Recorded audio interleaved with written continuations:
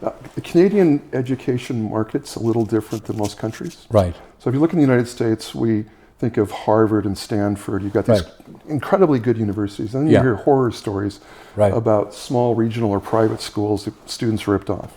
Right. Canada doesn't have that. No. Canada's got a very level playing field, and there's really not a lot of quality difference between the U of T or UBC or UNBC or Regina or Saskatoon or Dalhousie, whatever. Right. It's all moderately excellent universities. Right.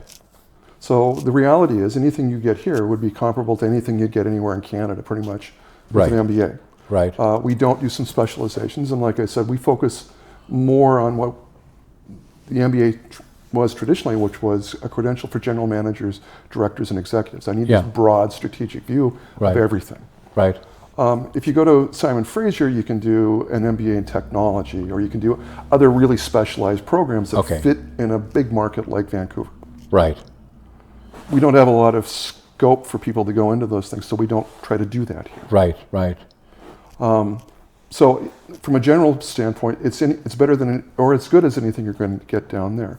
But if you're really trying to understand working in its resource-constrained environment, if you're really trying to understand sustainability issues as they integrate into business, we're doing more than anybody else in Canada in that right now. Right.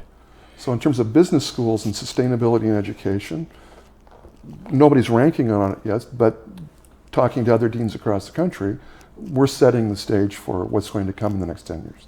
Yeah. So from that perspective, you're going to get more here than you could anywhere else right now. Yeah, so that makes you kind of unique and being ahead of where we are going, really.